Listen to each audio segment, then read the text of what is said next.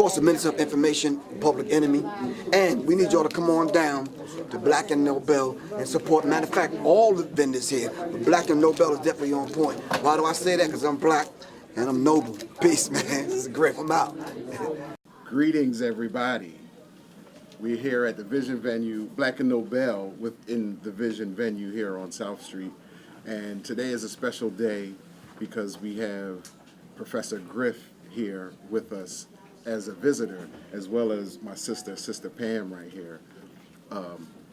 Like I say, one of the most powerful women in Philadelphia on her way to take over the world. But this is a special place because it's a place of unity and gathering and business and culture, and we need all of those to survive going into this next phase after we get rid of this dude that's in the White House and move forward, even though we don't really think about him too much because we move forward on our own.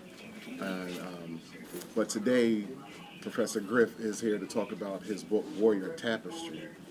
And it's a very important book because we're going to show you how to help understand your youth a little better. It's a whole new generation, a whole new phase of life that we have that we've never experienced before, and he has some really good insight on how to help us understand that and move forward in, that work that we do with our youth. But I also wanted to have Sister Pam say a couple words before we start. You want me to? Oh, I'm mic'd up. Okay, yeah, trying to take the mic, okay. Look, it's really good being here at the Vision Center, and, really appreciate the vision of the sister that pulled this together. And I never knew about the other vendors here, but it's great family. But I've been a follower of Black and Noble since they were a little stand on the street, and then became Black and Noble, shipping books through bars, which is very important to our brothers and sisters that's inside the prison, giving a venue, even at Black and Noble, for artists, and to communicate with the community, and for lecturers to be able to communicate with the community. I'm here today because I'm a Black and Noble follower, and now I follow the vision. But Professor Griff, we had him at Black and at the Art Sanctuary yesterday, and I didn't get enough. Right. I didn't really get enough, so I'm following him down here, and I'm going to lead this table to allow him and for people to really put your minds into what it is that he's saying. Especially, no, it's not no especially, I'm getting ready to say especially young folks. We all need every bit of the information that he's given. And this brother just unselfishly just go around, despite, because he's so controversial, because he is so truthful, and a lot of people is afraid to stand with him, and that's a fact. But I stand firmly, I plant my feet firmly, and with Professor Griff, because when you understand this movement and the fight against this government, it will always try to demonize you, because of the right to stand that you take. And he's been that, and he's still firm, still going on, because it's not about money or anything with Griff. It's about the love of his people. And and whenever Griff in town, I'm like a groupie, and a groupie for information, and because he always has something that is structurally, and he entertains while he's putting the information out. He engaged yesterday the youth, and I just want to let y'all know too about Munya Abu-Jamal real quick. And on April the 27th. We're doing a justice march for him and a victory. Because for the first time in the 37-year history of Mumia fighting for his life, going before judges of all ranks and being turned down because of their fear, because allow them for fear, and not because they don't like Mumia, but they don't have a backbone to stand up. And I'm saying when we say for Mumia, stand up for everyone. So we got this judge, Judge Tucker, who has stood up, and we're doing a event, in celebration, of that, and stand that he took. And Mumia's birthday, Mumia be 63. Wow. And when he went into jail, he was 26. Wow. And, it's time to bring him home. All the evidence is there, whether you want a video, audio, whether you want a speaker, Pam Affer, Professor Griffey, all of us can tell you about it. And, but go to our website, and Justice for Mobilization for Mumia, the number 4, mobilizationformumia.com. Right, please. Wow. I didn't realize he's been in there that long. Right, 26, he was 26 when this happened. And he's 63 now. Great-grandfather, Wow. now, lost his mother, lost his father, almost lost his life 3 times. And this is why this fight's so important right now, because people deal with this district attorney, this new district attorney, and Seth Williams was the old district attorney. People allowed him to break all kinds of laws because he was the first black district attorney, and found out to be more criminal than the other ones because he had something to prove to them, and they showed him they had nothing. You have nothing to prove to us, and they didn't use him and pushed him to the side. So right after him, they brought this white liberal. He used to be at the demonstrations where we get locked up, and he was there, helping get people out. And since he got in, he's done some good things. But you test your waters by the facts that you have with Mumia Abu-Jamal are international. My family, internationally known, to have been railroaded. And if you're a person who get in and say, show me the evidence, we showed them the same evidence that we showed to the French government, who made Mumia honorary citizen of Paris, who made Mumia, in order to graduate from the country of France, not the city of Paris, but from the country of France. You got to know this black political prisoner who was born in the projects right here, and you got to know about him. And Sister Charlotte O'Neill from Tanzania, they teach them, it's on the mouths of the children there. And all throughout the United States, Germany, all over Africa, Mumia is known. But so, you got this win, and and you throw it to the side, and I do believe it's not for money, it's not for fame, because he's losing the fame part, but the money, I don't know about that, but he turned thumbs down. When this black judge gave Mumia the appeal, the DA turned around and appealed it. And when he appealed it, you have to write to the judge, why are you appealing? But the thing is, people were shocked. They couldn't believe that this man did this. Not this white liberal lawyer who want to stand up for rights and said he's ready, prepared to deal with all cases of injustice. And you have this key case right here and do nothing with it. I thank God for the youth that got out of jail, the young lifers. I thank God for all the people he got out of jail. But when it comes to what the FOP want, he bow down, he kiss up, he suck up, and what we do, we gut punch them motherfuckers. Wake them up. And this is what we have to do. Wake 'em up. We push so hard on them that the judge came back out when the DA appealed the case, and go to our website. When the DA appealed the case, the judge sat back and allowed him to go on TV and lie and do whatever he wanted. And then 2 weeks ago, he rendered another decision. Explain the ruling. What he did, excuse me? Explain the ruling. That's what he did. Right. Come on over here and help out. And he did. He explained the ruling, explained the fact of all the injustices that happened, in the trial, and, got after him for covering up the crimes of the justice system. And he chastised him as being a part. So our demand is not, to give Mumia a new trial. Release Mumia based on the color of law, judicial, police, and prosecutorial misconduct. That's their law. And I'm saying, and it's before everybody. This judge laid it out. He laid it out with Krasner. So I'm saying we're not without the tools to fight. We're without the people who want to help us push this fight. Because they're not strong, they're weak. When they wanted to kill Mumia on death row, it took them several years, almost 30-something years, to try to fight us back so that they can kill Mumia. But we won. The people won. And that's the important thing that people got to understand. When they tried to kill him through medical neglect, the people won it. The people united can never be defeated.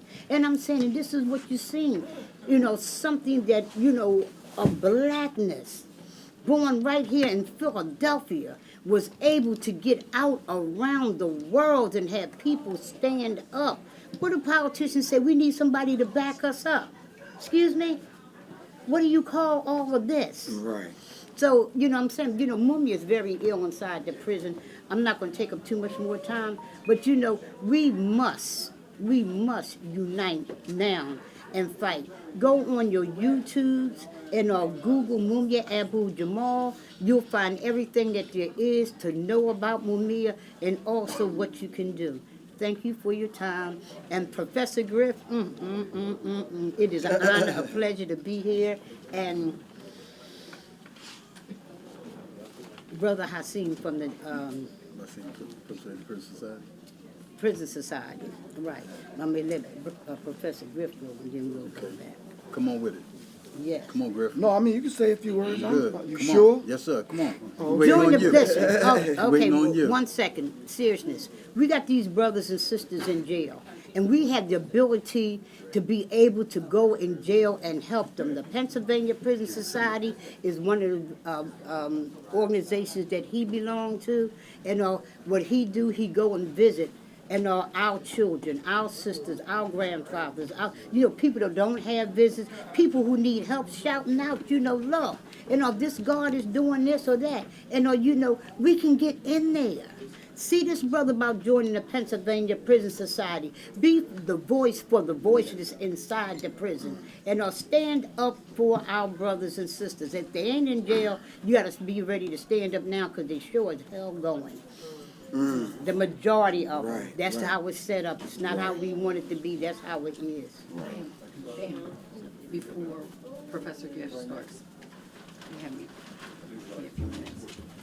I'm Nana Akwe Moyemi Niamiche.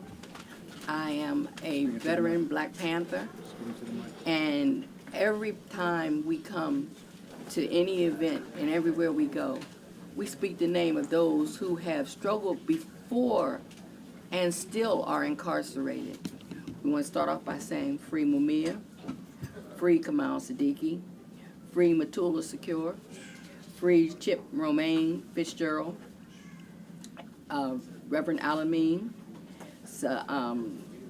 Sandiala Kolai, Herman Bell, Veronza Bowser, Whitmore, Michelle Rugi, and Anthony Bottom, Pete, who is in exile in Africa, our sister Asada, who is in exile, and Russell Schultz. We ask that all the political prisoners be free, all the freedom fighters be free. If one of us are incarcerated, we're all incarcerated. Absolutely. If they come for us, come for them, they'll come for us in the morning. So we need to all get powerfully strong behind getting out all our political prisoners. Those who have fought for us, they deserve our loyalty, and we need to fight and get them out of there. Free them all. Free them all. All right. Greetings, everyone. You want to say something, or you really going to go? Sure, I want you to go. Greetings. How's everyone doing? All right. Definitely thank the brothers from Black and Nobel. Let's give them a round of applause. Can we do that? That's forgot the long history that we have, man. And yeah, rather than running down the entire history, it's just I think ever since my before my first book came out, I thought it was a very beautiful thing to have that place where we can all get together, go pick up some information, some books and some other things, and the brothers were sending books out to the prisons and that kind of thing, which I think was very, very important. It was one of the things that I had in mind for this book. Never wanted it to make it a book at all. I could have left it an ebook, and since the brothers, don't tell nobody this show, since the brothers were sneaking in phones in the prison, I said, well, maybe we could just text the damn book. You understand what I'm saying? Because, brother, here, hold that book up for me. Brother bought my last book, The Psychological Covert War on Hip Hop, which I forgot what page it's on, but your girl, Nicki Minaj, was trotting around on stage with a white dildo between her legs. And that is the one page that the prison cited that I need to take out of the book in order for that book to get into the prisons. So on a couple of occasions I made a special edition. That page wasn't in there, and they still didn't let it in the prisons. You understand what I'm saying? So they always got layers and layers, because the rabbit hole goes deep. You understand what I'm saying? And that's just the psychopathic mindset that they have. They're not going to let information get into the prison system. This is why with Public Enemy we had a program that we would just collect money and go put money on the brothers' books. You understand? Whether we knew them or knew them not. You understand what I'm saying? And I think it was a beautiful thing. But we required service from them brothers once they got out. Because there's no big I in little you. I am because we are, therefore I am. You understand what I'm saying? Back in the days, how did you know who the black leader was? You saw them in the community leading. All right? With the advent of the internet, anybody could be a damn leader. You understand what I'm saying? You got 2,000 followers on IG, shit, your ass is a celebrity. And you're a leader. You understand what I'm saying? Which I don't believe that's true. You have to lead, and what's the agenda that you have and the program that you have. But I came here today because I wanted to have something very up close, personal. And a lot of times when I do the lectures, I stop having the Q&A, man. Because sometimes with black people, the Q&A turn into sermons and all kind of other stuff. You understand what I'm saying? Right. So we're up close, we're personal today. We can ask questions. I'm going to go over aspects of the book. And as a family, we can talk about some things that we need to talk about. I know a lot of this is being filmed and broadcast on the internet. So I just say one thing. If you ask the question, you own the answer. All right? Don't ask me no shit that you want me not to say to the world. You understand what I'm saying? I am going to ask you, who are you and where you from? Because as sure as the 50 people that's in this room, somebody in here is an agent. I need y'all to see everybody. So, yeah. Your agents smile, they laugh too, shit. They eat fucking couscous and light incense. You understand what I'm saying? With Muslim names and shit. With X and Bay behind their damn names. So we ain't getting shit confused. That's right. You understand? And that's real. Oh, I'm sorry. I ain't know the little one was in there. I'm sorry about that, all right? Is that cool? All right, thank you. She said, but anyway. She watched all your videos. She watched all your videos. Oh, I hear you. But anyway, the book is called The Warrior's Tapestry, and it means a lot to me that I finally got it out since November. Surprisingly enough, I only had 2 copies left. I can't even sell these 2. These 2 are damaged. You understand what I'm saying? So I can't let a product go out like that. But anyway, it's very dear to me simply because I put it together so that parents can use this as a tool to bridge the generation gap and to begin to have dialogue with that generation that's coming behind us. So now we're talking, if I'm 58, my oldest daughter's in her 30s. My granddaughter is 10. Do you understand what I'm saying? So this information is really it's really for my daughter, but not for my daughter. It's for my daughter to take this in order to give this information down to her daughter, which is 10 years old. Now, I'm going to go over some of the things in the book, but I need to ask a very critical question right now. Some of us may have 1 or 2 solutions to correct some of the issues that's happening with young people in the black community. All right? Is it possible that collectively we could get together to put some of these solutions together? All right? whether it's in a book form, whether it's on an album with several artists that we admire, whether it's on a TV show series, whether it's on a YouTube series, whether it's in a documentary film that these brothers here with these expensive cameras can put together, whatever it is. We need to put something in place that we can point to and say, yo, you might be able to find the answer to what you're going through with your son or your daughter in that documentary film or in that book. Are you following what I'm saying? Indeed. So I think books like this are necessary. This is not the only book like this, all right? But we need to put together books that meet young people where they are. Now, there's a few books, and I'm not belittling these books. There's a few books that I do have on my shelf at home that are 800-900 pages long.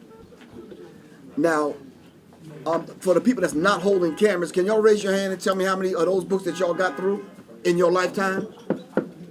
Not none, as Cat Williams said, not none. If we don't come together and take them books, Blueprint for Black Power, To Educate a People by Mwali Mukeba Mani Baruti, Blueprint for Black Power by Dr. Amos Wilson, these kind of books, if we don't collectively come together and put together the study group, all right, where we take it one chapter at a time and we knock it down, record it and get the information out, young people will never experience what Amos Wilson put in that book. Trust me, they won't. You understand what I'm saying? I toiled over this being 200 pages. I said, nah, for young people, we got to make it thin, make it 100 pages. You understand what I'm saying? And give them some little tidbits. If we don't take, excuse me, bro. What's the brother? What's your name, good brother? Atum. If we don't take what this brother's doing and make it applicable to young people, they will never be able to experience what real food tastes like. This is what he's doing. You understand what I'm saying? That's what he's doing. All right, get that. Alkaline. All alkaline. They will go right past him, his food, and go to McDevil's. Am I right or wrong? Or Murder King, or Drunken Donuts, or Toxic Hell, or one of these places, or Dairy Queer, or Pizza Slut, or Long John Killers, or White Hassles, or one of these places. They'll go right past his food, which is health. Listen, young people coming up today don't have a clue what real food tastes like. They'll taste something natural, be like, oh, this is nasty. Because they used to eating Snickers and Reese's Pieces and Annihilators. You understand what I'm saying? And Skittles. And this is real. Their taste buds have never tasted real food. You follow what I'm saying? Brother, can you do me a favor? Can you hand me one of a Final Call newspaper with Nipsey on the cover? All right. Showing up one day, actually on that one. Huh? Man, I read your thinking 2 hours ago, bro. Nah, I ain't that damn deep. I ain't no scientist up in here. One thing I did want to ask you at some point is the fact that how do you feel about the lack of comprehension of young, some people even not even being able to understand words nowadays, even small words? Well, I'm one of those individuals. Indeed. Because excuse my language. Today, what's today? Sunday. It's late. I ain't trying to be safe. You're in Black and Nobel. This is Black and Nobel. Safe here. Yeah, but I'm being mindful that there's young people in here and some elders in here. But fuck it. Anyway, I was one of them individuals. You understand? I didn't care a fuck about being in school. I didn't care about that type of education. And let me put it to you this way. If you were coming up, and I'm seeing some of the people, y'all probably in your 30s and 40s, if y'all were coming up, and I'm not saying anything about you getting good grades, which is a beautiful thing. Right. I put it in the book that I taught my sons to take 2 sets of notes. Right. Take the set of notes where you can regurgitate that bullshit and give it back to them and get the good grade, but take the real set of notes where we can dialogue with one another, and you can navigate your way through racism, white supremacy. Indeed. All right? So I was one of them individuals, I didn't really care about school. You understand what I'm saying? I knew from the rip that these demons were lying to me. Indeed. Are you following what I'm saying? The very nature of what was going on in the public school system, my being was fighting against that. Yes. It's almost like the brothers and sisters on the ship coming over. We would refuse to eat. What they would do is take a stick and a hammer and knock our teeth out and force the food down our throats. That's how much I was fighting this educational system. So much so I had to turn around and get a Bachelor of Science degree in education. Or in order for me to take what they was teaching us, in order to navigate through that, pull the necessary things out of it, and then reinterpret it and put it in a language that our people would understand. You understand what I'm saying? That interpretation came in the way of them Public Enemy songs. So a lot of times it was what we was hearing and vibing to, and then because of the African drum patterns and the vibe of the music, it carried that bastard English language over top of it, and y'all got the message. What you didn't understand verbally, you got it on a frequency level. Because the universe doesn't speak in English, it speaks in frequencies. You understand what I'm saying? So we have to understand that. So in understanding that vibration and how the methodology really, not the vibration, the methodology. I asked the brother to get the the paper, the Final Call newspaper, simply because young people may not hear this. They may not vibe with this. They may not ever sit down in a study group and read Dr. Amos Wilson's work. You understand what I'm saying? But if Nipsey said we should do it, then they probably will. If Tupac said we should do it, then they probably will. That's their gateway and their doorway through. You understand what I'm saying?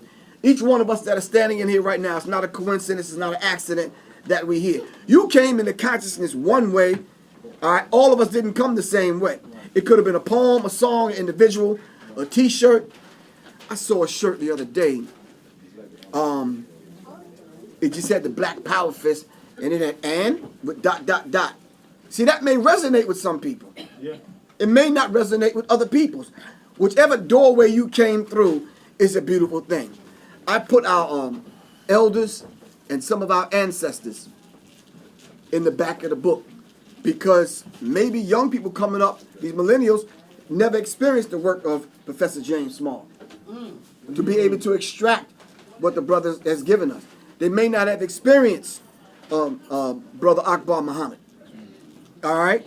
But it's our duty in order to pass this information down to them. This was the duty that we took upon our shoulders in Public Enemy. We said they're going to know about Joanne Chesimard. They're going to know about the Black Panther Party. They're going to know about MOVE. You understand what I'm saying? They're going to know about all those brothers and sisters that have sacrificed so that you can even buy the record and listen to it. You understand what I'm saying? And I thought that was very, very instrumental. So what I did in the book, one of the first questions that I asked in the book, and as you can see my handwriting, I started revising the book already. The question I asked is basically, who's the most important person in this room right now? Can you answer that question for me? Who's the most important person in this room? No, you are. Just you, not us. You. You understand what I'm saying? And that ain't selfish. You understand what I'm saying? I came here on a plane, and the captain came over and was like, shh. And when he came on the loudspeaker, said if the cabin loses air pressure and that little mask dropped down, you put it on yourself first. Not your baby, your boyfriend, your lover. You understand what I'm saying? You put it on you first so you can breathe. You understand what I'm saying? Then you worry about the person next to you. You understand what I'm saying? So we got to understand that particular dynamic. You're the most important person in this book. All right? Right after that, I put, we're temporarily closed for spiritual maintenance. Because I'm thinking maybe it's a spiritual problem we have. All right? That we need to connect back to the source. Are you following what I'm saying? And I just think that's very real. The page before that, I said, well, let me introduce myself. I'm God having a human experience called Griff. All right? Now, normally I get pushback from that because we don't think ourselves on that divine level. So then I move on to say the divinity in me salutes the divinity in you. And that's just a real dynamic. Everything divine in nature lies within you. This is why it's mandatory that you put living food in a living body. So if you don't think nothing of yourself, then you treat yourself like a trash can and you put anything in it. Can you imagine somebody waking up and having a goddamn Snickers and a Diet Coke for breakfast? That's death on a platter. Am I right or wrong?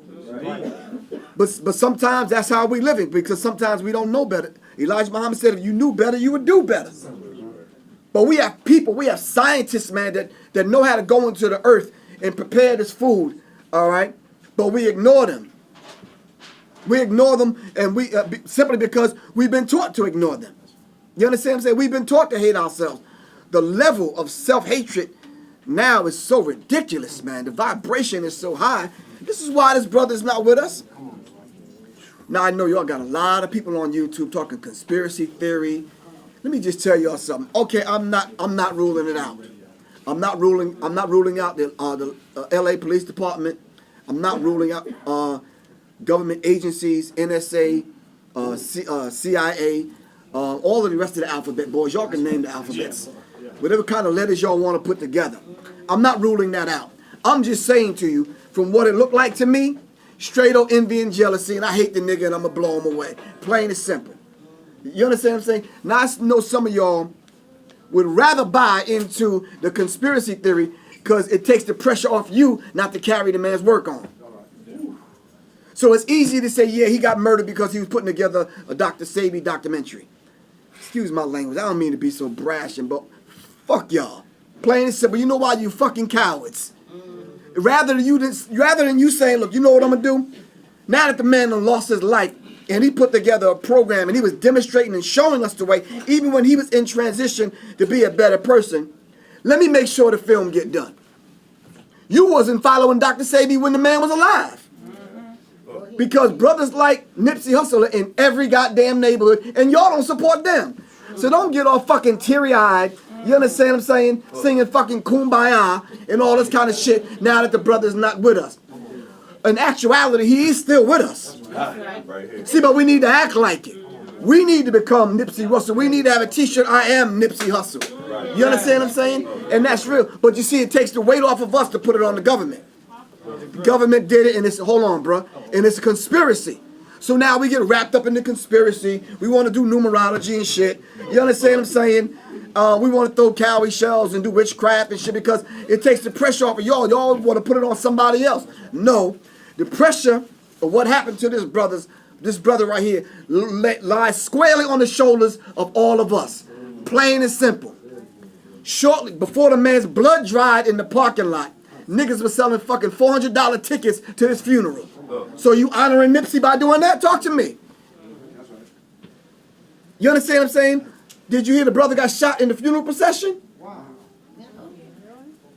And I'm like, how is that a way to honor the man, man?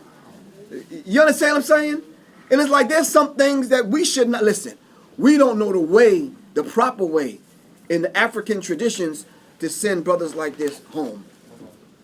So we do foolish things and say foolish things at the funeral or the homegoing service. You understand what I'm saying? I couldn't even continue to watch it.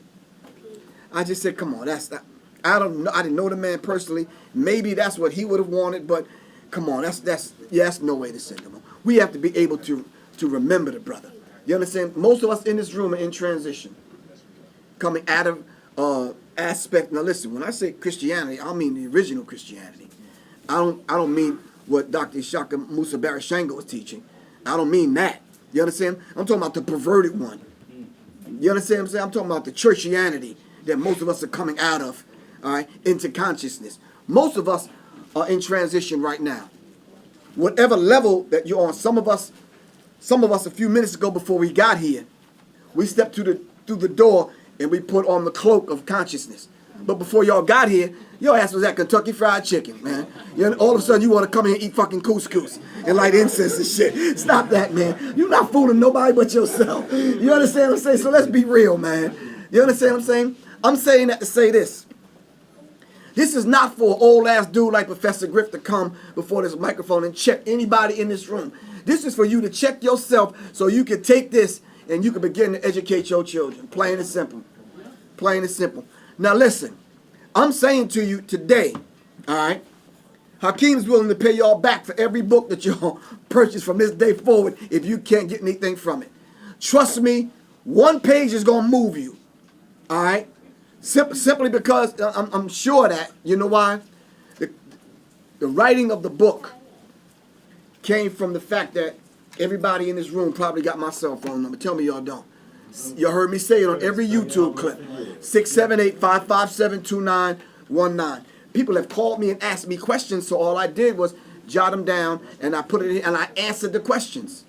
So this is what Elijah Muhammad said the scientists did, and we wrote history 25,000 years in advance. All right, some of y'all looking perplexed. Give me a second. Let me ask you something, sis. I don't know you, you don't know me, right? Have you ever purchased, you know those daily calendars that you can write dates and to-do list things. Have you ever purchased one of those?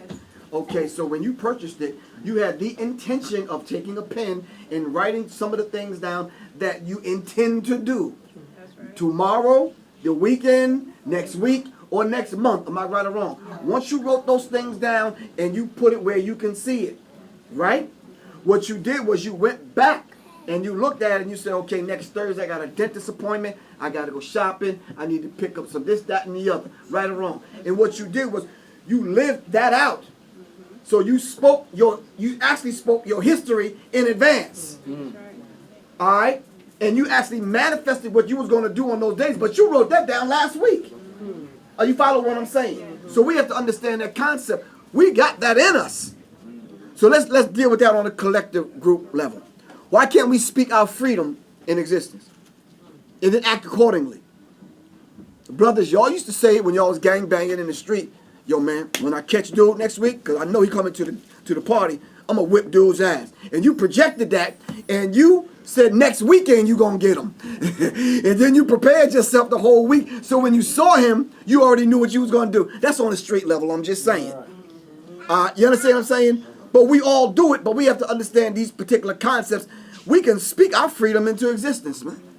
You understand? Elijah Muhammad said we had to tie a shoestring around our finger to remind us that the white man exists. Everyone else comes to this country and make progress. All right? We here in the bowels of America.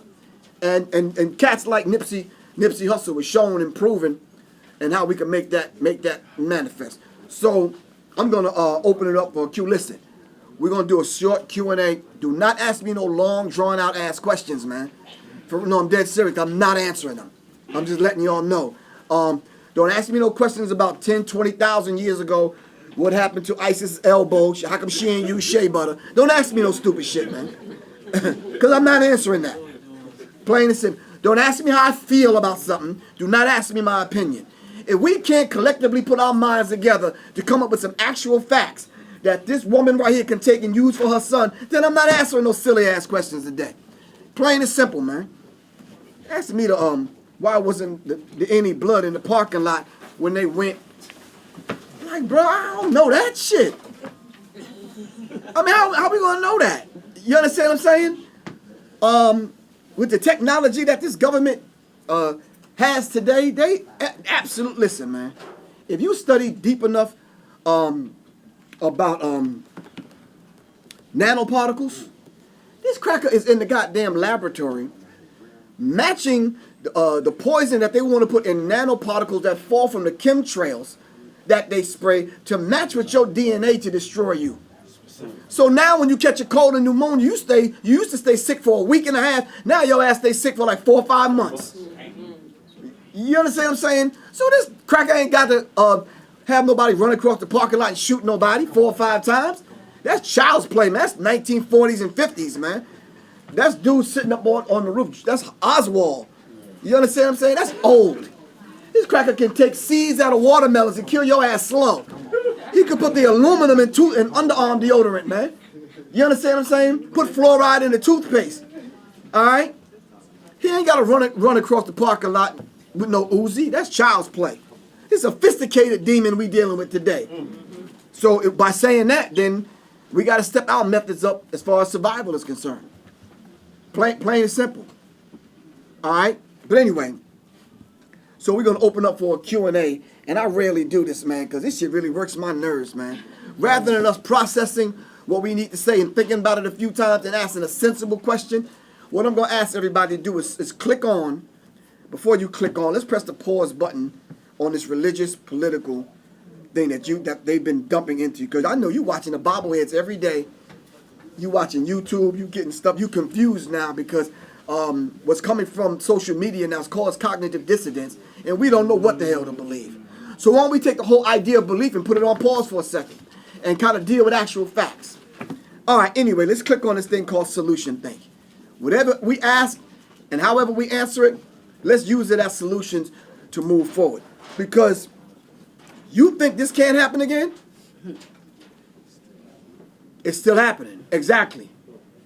You understand what I'm saying? And don't ever think they not watching. All right? Anyway, There's a brother that was over here with a question. I don't know where he went. But yeah, I think he's back there combing his afro out. Nah, I know he bald headed. Don't worry about it.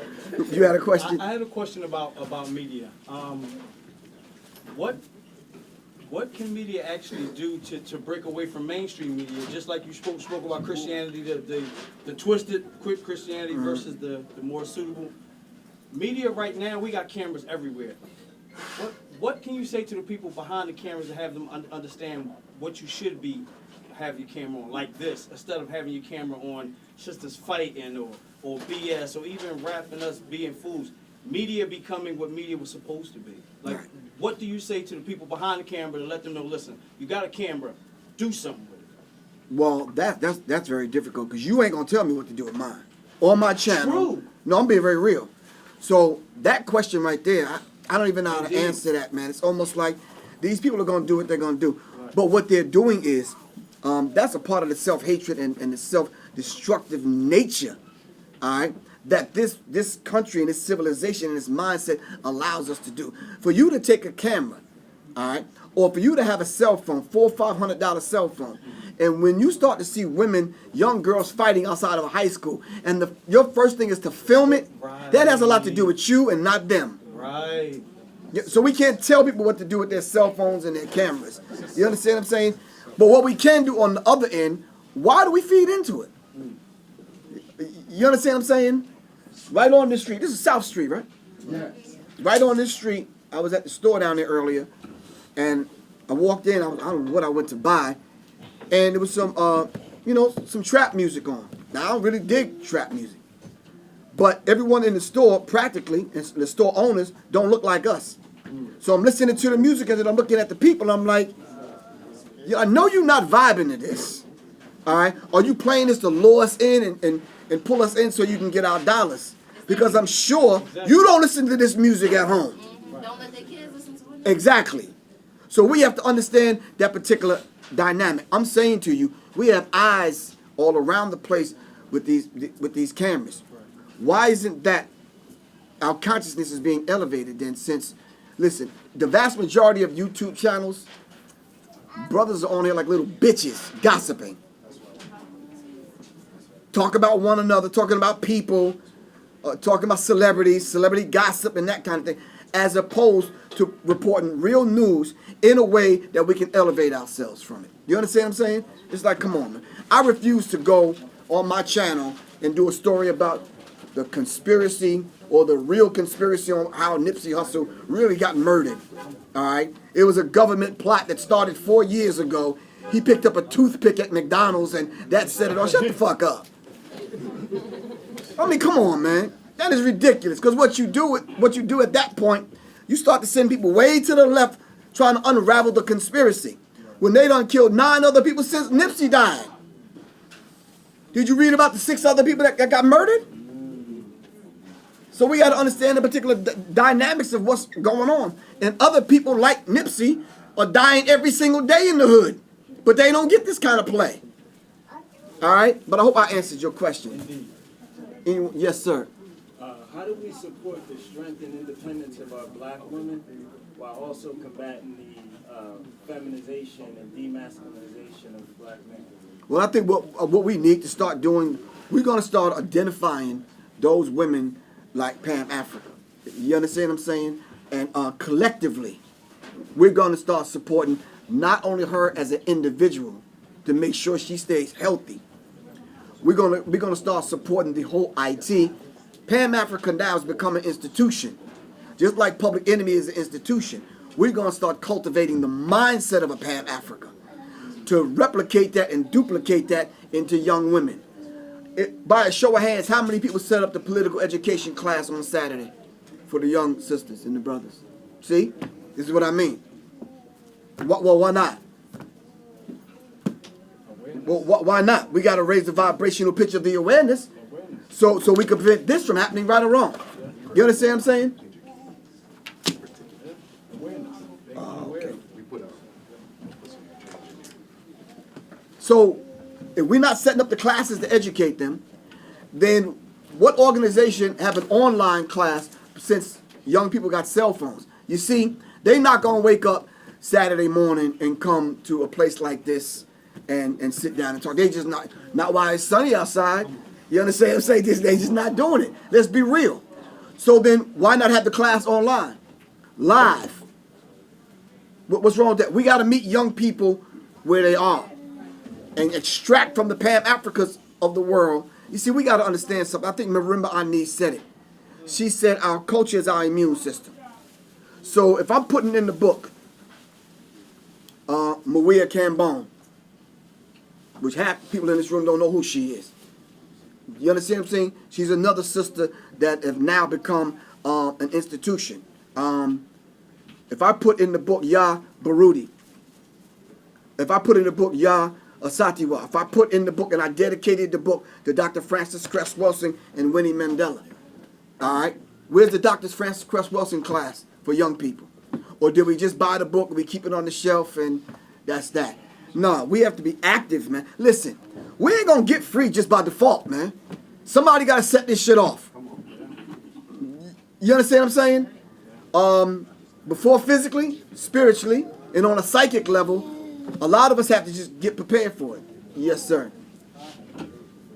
I have a question too about, we spoke about diet and everything, and you know, Which we really want to start saying live it instead of diet. and about the, you know, how do you feel? What do you feel? Well, you know, I don't want to ask you about your opinion, but as far as your viewpoint on the music that our youth listens to nowadays.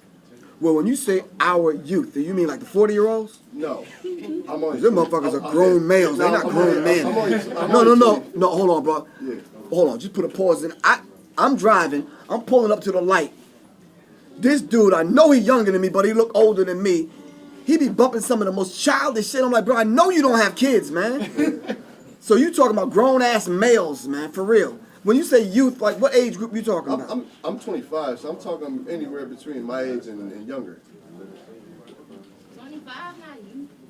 Yeah, that's not the youth no more, man. That shit is grown as hell. If you 25, you grown as hell, man. 18.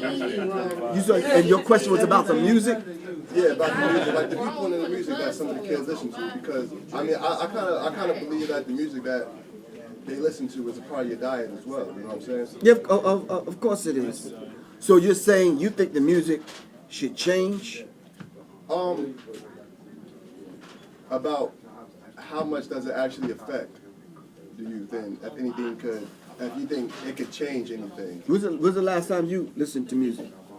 I'm talking about as far as like the. No, I'm not asking you that. Answer my question. We having a dialogue. Let's talk. Just me and you in the room. Mm-hmm. When's the last time you listened to some music? Today. And you don't think young people listen to it just as much as you do? Yeah. Like I'm talking about Tay Tay, Twan, Peanut, and Day Day and them. Yeah. I'm talking about 12, 13-year-olds. Yeah. Okay, how much does it affect you? Not so much. Well, that's a difficult question for me to answer simply because it affects my ass a whole lot. I can't even get through my day without music and laughing. Yeah. You understand what I'm saying? Yeah. So you want me to give an answer which not even going to be a reality for you. It's not going to be your reality. Yeah. And we're only going to speak into reality that which we understand. Okay. You understand what I'm saying? Music is a large part of all of our lives. And we need to process the whole idea and become familiar with the concept that it is. Now let me ask you another question. I'm not putting you on the spot. No, that's all good. Keeping in mind I'm twice your age. So when's the last time you made some music to change that dynamic? Well, I actually just recently put out an album called Black America, and I'm talking about different issues that's going on. And like when I say the music, I'm referring to like trap music that some kids listen to. But we're not gonna speak on the negative. We talk. This is a solution thing. Well, yeah, I understand that, but I'm just asking you like, what's your? And so you gonna ask me the same question again? You good? I like you. But I've been doing this for a minute. Yes. Would you or do you still have intentions of a universal revolution, freedom fighter society? I know it's old, but it's You're going way back in the day. That has become. What is it now? That has become the mindset. That's what you got with Public Enemy. I just carried over the mindset. You got from Public Enemy the fact that I used to have the study groups. You understand what I'm saying? That morphed into me being the Minister of Information that got that information for the songs. What you got in Public Enemy was the whole idea of the martial arts classes that I set up. That morphed into the organization called Unity Force. that morphed into other organizations, that morphed into the S1Ws. You understand what I'm saying? So I just carried it over, and I met people where they are. Now, if I would have said the Revolutionary Freedom Fighter Society, if I'd have said that with the public enemy thing, it would have been like, nah, I'm good. So we just said the S1W, security of the first world. It's fly. You could put it on a T-shirt, bumper stick. I saw one dude with a tattoo. Cool. All right. We just made it easier to digest. That's all. It's the same thing, but the mindset is still there. Now, if I don't get a question from a woman, I'm gonna go crazy. Say it, sister. Speak on it. You got one over there. Keisha, what's happening? Murphy got one over Nothing? there. Nah? Oh, you listening? Yes. Peace. So I'm looking around at these small business owners, and I'm just wondering, like, from your expertise, your experience, your knowledge so far, how would you say was the next 5 to 6 steps that you would take a small business like this and turn into something where they can profitable enough to, let's say, acquire land or an institution? I think you're standing in the place that exemplifies that. Yeah. Collective work and responsibility, people coming together, putting and pooling out resources together. So now what's wrong with the vendors that have their established their stores and spot in here putting money together to acquire land? And then what we do with that, because they may not be farmers, they know how to sell hats and make t-shirts and whatever. Then we get those brothers that do, creating jobs, right? To take the land now and produce the food that we need. And then we sell the produce at the farmer's market. So now we're acquiring more land. Collectively now, not one individual. So that if a couple of the vendors pass away, we can say, okay, this is collectively ours. This is what we're going to use as a small example to feed the people in every city. There's absolutely nothing wrong with that. We can pool nickels and dimes together and make it happen. But you know what it is, sister, and I'm glad you asked that? It's the desire to want to do that. All right? We got to get past this whole idea of self-hatred. If you're waking up every morning looking in the mirror and you hate yourself, you definitely not going to connect with anybody else that look like you to put your money together. That's just not going to happen. It's not going to happen, man. It's just truly not going to happen. So the place that we're standing in exemplifies that. If you got 8 to 10 businesses in here and we say every month everyone's going to put in $20, $30, $40 after what, 3 years, how much money do we have? We can go buy some land. Let's make it happen. Yeah. You understand what I'm saying? I think that's a beautiful thing. Anyone else? Yes, sir. I was wondering, what do you think is a way that to connect the people that has the money, like some people that's doing a little bit better off, that to make that connection? Like, how do you think you can make that connection, being where you at, and like a lot of well-off people, like, you know, in the industry. I mean, you're in it, like. Right. Do you think that it's time, maybe, you know, we can push more harder and get to these young folks and put that 1960 energy on the revolution? Well, we got to understand something. And this brother showed and proved that it can be done. He made a mixtape or CD, his first albums. It was online for anyone to download, right? I guess for a couple of dollars. But he then turned around and pressed up 1,000 CDs, which cost $100 a CD. I know y'all saying, damn, $100. But I think he sold 1,000 of them. Now help me out. Mathematicians in the room, do the math. How much is that? And what do y'all think he did with the 100,000? Okay. The math is right there. It's right in front of us. People are doing it, man. What's wrong with using that as the example? You just gotta tap into and see what the want is. It's supply and demand. That's basic business. Am I right or wrong? You see what the people need, tap into that, make it happen. But we have to control it every step of the way. I had that conversation with my daughter the other day. She has a degree in biology, graduated from A&T. All right, so you know me and mom is trying to pay them loans back. Can you help with that, bro? I'm just saying, no. So I'm just saying, she's asking me now, what should she do? Because after going through school for 4 years, now you know at the end of that job is not there no more. It was there 4 years ago. It's not there anymore. And I told her early on, I says, before you go to school, graduating high school, take a year before you go to college. All right? Learn how to do something with your hands. I don't care if it's hair braiding. I don't care what it is. Taxes. whatever it's graphic arts, making logos, doing whatever. Learn how to do something with your hands, plain and simple, so you can keep yourself afloat. And I think all of us need to learn how to do that, especially the brothers. I put that in the book also. It's like you have to learn how to do something with your hands. Now let me ask you something, brother back here. It's the last time you tuned a car? When I was a teenager. That's a long time. And how old are you now? I'm 48. You're 48, and you last time you tuned a car was when you was a teenager. See, that art is gone. You understand what I'm saying? Truth be told, this dude named Dwayne, I know, didn't pay his car note, but he had a brand new whip, showing it off, rims, the whole bit. Remember the spinning rims was out? Yeah, that was him. You understand what I'm saying? Coming through the hood, music loud, that kind of thing. Didn't pay the car note, so they shut his car down with remote control. Now, if he had the science and the technology, he could have went in and thank you, bro. You must have done that before.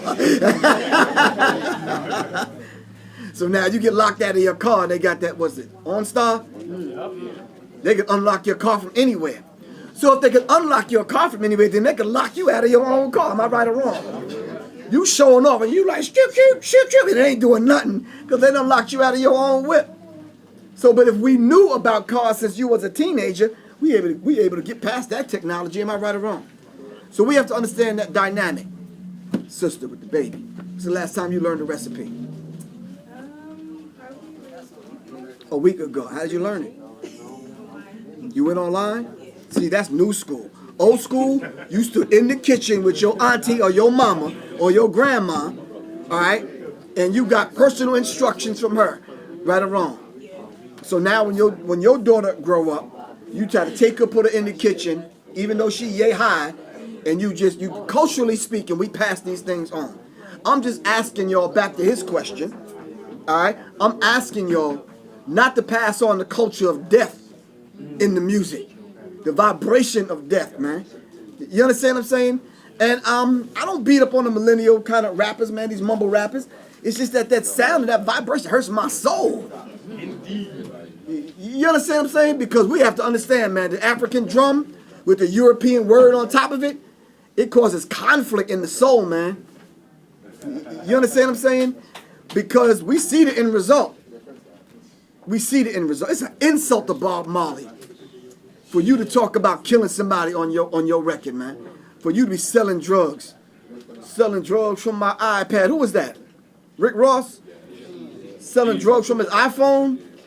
Come on, man. You insult Marvin Gaye. You insult Aretha Franklin, Sam Cooke. You understand? James Brown. All right, all the work that Don Cornelius put in. You insult the greats, man. You understand what I'm saying? By treating black music in that way. Yes, sir. What are your views on the promotion of all these drugs in the new music, trap and everything, is very promotable now. Right. Out like it's nothing, That effect, me, has the thing, just like you were saying, music has an effect every day. Right. So I'm pretty sure this has been either pushed so you can have a bigger effect on our generation of kids now, who are, It has a larger effect nowadays because they're bypassing the parental guidance. Because now they're able to contact your child on 6 years old on the phone you bought. So, but you put the parental control on the cell phone. They cracked that a long time ago, bro. You understand what I'm saying? They already got a different screen name. You understand what I'm saying? But it's all through the public radio or on stations that promote it by playing. Do we listen to the radio anymore? Oh, they do. Young people? Oh, yes, they do. So they drive in cars. They either have their phone connected or they have in the radio from the main station. I don't know, bro. I don't know. I have children that ain't listened to the radio in years. They on these phones, man, and our enemy knows that. You understand what I'm saying? But let's be fair. We can't put it all off on trap music. Because what was the birth? What gave birth to the trap music? You understand? Wait a minute. If we go through the artists and the songs that was out in the 90s, Are we blaming them or are we praising them? Most of us praise the Jay-Z's of the world. Some of them. Wait, Some of them. most of us. Most of us praise the Ludacris's of the world. Hoes in every area code? Come on, y'all.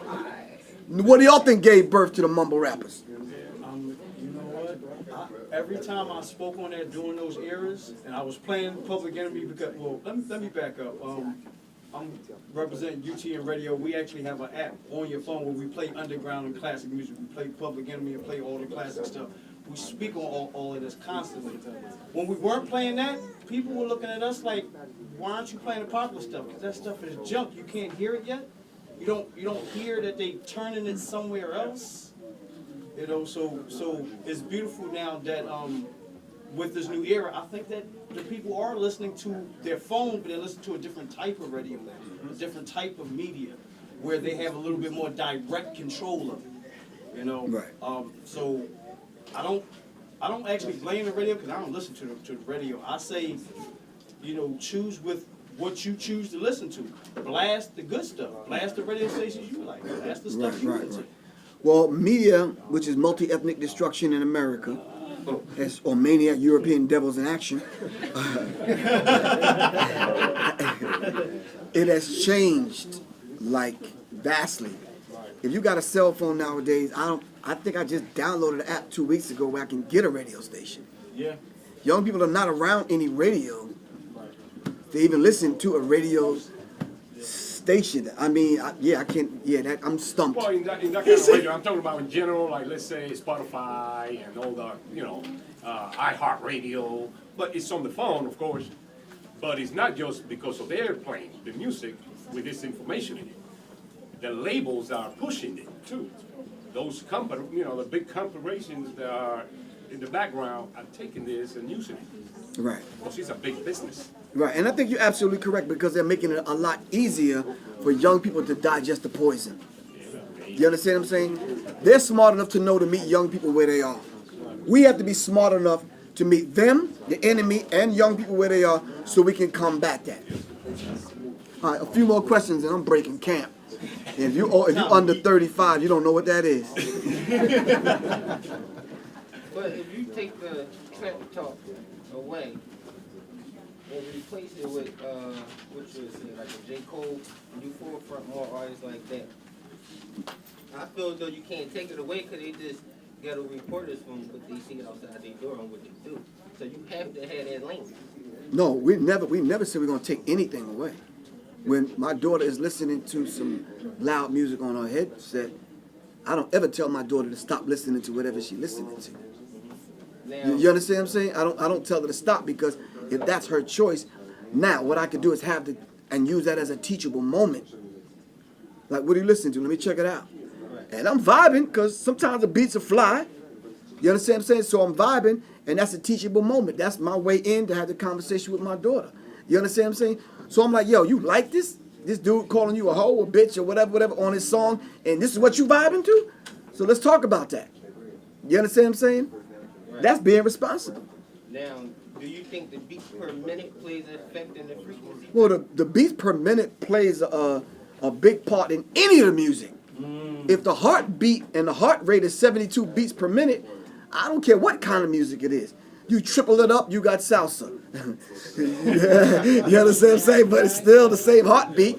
You understand what I'm saying? All that is run a mile and then listen to your heartbeat and then put on some salsa. Same thing when you get out on the dance floor. So the pulsation of the 9 organs in the body, that's all these people did when they made these drum machines and these kind of these apps that make music. Do you understand what I'm saying? It's the pulsation of the 9 organs in the body. And we understood that long time ago. You understand what I'm saying? When we didn't have any drum machines and we couldn't afford studios, we went out on the street and did what our Caribbean brothers did. Turn the garbage cans over, put dents in them in certain places, and beat on the garbage cans. In the lunchroom in high school, we used to take a quarter and beat on the lunchroom table. And when we didn't have any of that at our disposal, we just did the damn beatbox. You understand what I'm saying? And that was real for us, and we made the damn thing happen. But it does have an effect to answer your question. Because what they do is they duplicate the patterns and the rhythms that we vibe to. All right, and they leave them intact where they are, and all they do is hide the vibration of the word on top of that, and it gets to us. So like automatons, like Bobby Hemmings said, like automatons, we carry it out. You understand what I'm saying? There's outright, so there's one dude, maybe y'all can tell me his name. Little Uzi Vert. How'd you know? The dude with the wedding dress that did the video with the gun in his mouth? Because I was thinking about him earlier, because when he sets up, his name looks like Lucifer on the billboard. So the companies now that you're talking about pay him to do that, and they'll keep him in the front of young people. So if we show up with a little gray in our beard, or we you're outdated, you're not relevant anymore. Wow. For real? Anyway, one or two more questions and I'm out. I have a slight personal thing. Do you still write? Yeah, he said like right, No, right? like write for your own, like poetry, like your own. Besides, You haven't heard his new song? Oh, he didn't hear my new song. It's called No, Behind. actually, we're gonna be playing it on UT Radio, but I don't want to bring up no old stuff. Let me just. What's up, man? You got the money you owe me? Real talk. This could be my next album. Need that. No, y'all don't understand what I'm saying. This is symbology, right? Okay. Wait, where's the brother with the book? Did the brother leave? Oh, here you go, standing right in front of me. Can you read me the chapters in there? Tell me these don't sound like the titles to songs. Because that's all I did. Oh. You understand what I'm saying? Go to the table of contents. Well, I remember when, table of contents, first degree. First degree rap versus the hip hop revolution, cathedral seed, racism and the reality and the mind. Yo, hold it down over there for a second. What is it? Racism and the reality of a mind revolution beyond the 21st century. Now that's the first degree, right? That's song number 1 on my album. Indeed. You understand? So all I did was put music to the first chapter. The song is already written. I just got to make it fly for you to hear. Right. And make sure it's not too long. I put it under 315, 320, and I'm good. You understand what I'm saying? What's the third chapter? Third chapter of the third degree. Third degree, the Illuminati takeover of hip hop. The Illuminati takeover of hip hop. Yeah. What's the fifth one? Fifth degree, pimps, preachers, politicians, pedophiles, and the pulpit. You need to say that one more time. Why are you smiling like that, though? I'm just saying. Because that shit. Especially now. What is it? Pimps, preachers, politicians, pedophiles, and the pulpit. And I should have added the president. You understand what I'm saying? Those are the chapters to the book. Caligula? Right, so that's what it is. So to be honest with you, before And the Word Became Flesh, my album came out years ago, those are poems that I kept in my book that I had for years. I just wouldn't let nobody hear it because it was personal to me. You understand what I'm saying? I asked because I personally still play a lot of, and our station do, and when we play, people like, yo, you playing the old Public Enemy? I'm like, no, they got new Public Enemy. Right. You ain't brought none of the new stuff, like support, go to their websites, check out their books, go to where the music is at. Right. So thank you. Yeah. Yes, sir. In closing, I just want to ask, like, what's some of the ways we can access our inner God? Meaning, like, clearing out the chakras in the body, accessing the third eye, just trying to protect ourselves from the musical frequencies and the bad foods that we put into our body. Listen, y'all. In every city I go to, there's light workers. We just got to identify the light workers, man. Right over there? Yeah. What do you think the incense are for? What do you think the crystals are for? What do you think the herbs? That's part of the work, man. You understand? And that's probably the component that the mumble rappers are missing. They don't have access to that stuff. They're not in a space where they have access to that. He discovered it. Did you hear his wife at the funeral? She said, this dude be going to bed listening to ebooks, man. Saging the place. So he was on it. You understand what I'm saying? Now how many of us are gonna follow that? She said, I think that shit is fly. You understand what I'm saying? She made let young people know that that's what we should be looking for. These kind of cats that do stuff like that. Not every sister going for that, though. Huh? Not every sister going for that. We don't need every sister to go for Then it. you don't need a sister that don't vibrate. Right. Like that. For real. That's Exactly. I'm learning. Yeah, you don't need a sister that can't vibrate on that level of understanding.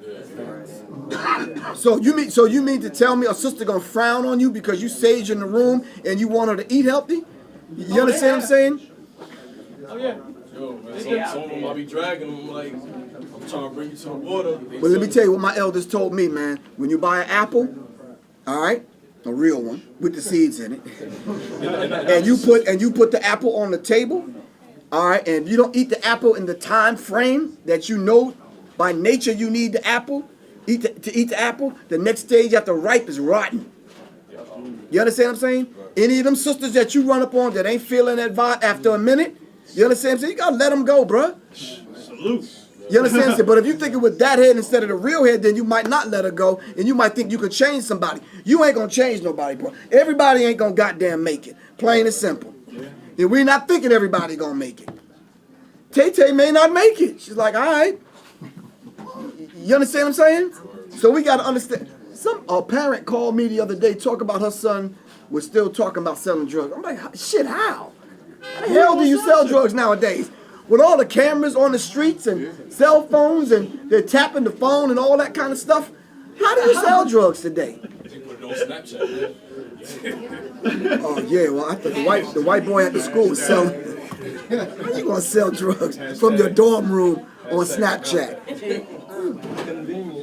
Blood clot. Ooh, man, just an idiot. Anyway, I love y'all to life, Philly. I gotta go. Next time I come back, I'm bringing my wife. We're going to do some workshops and some other things. We're going to get with Pam, Hakeem, Tyson, and we're going to get with some other people and make some things happen for the entire weekend, all right? All right, I love y'all to life. I got to get ready to go. Thank y'all. I got 2 books left. That's it, y'all. All right? And you can take that one. Yep. All right? The book is $20 unless you got food stamps, Captain Crunch coupons. I don't know. But anyway, I got to go. I love y'all to life, man.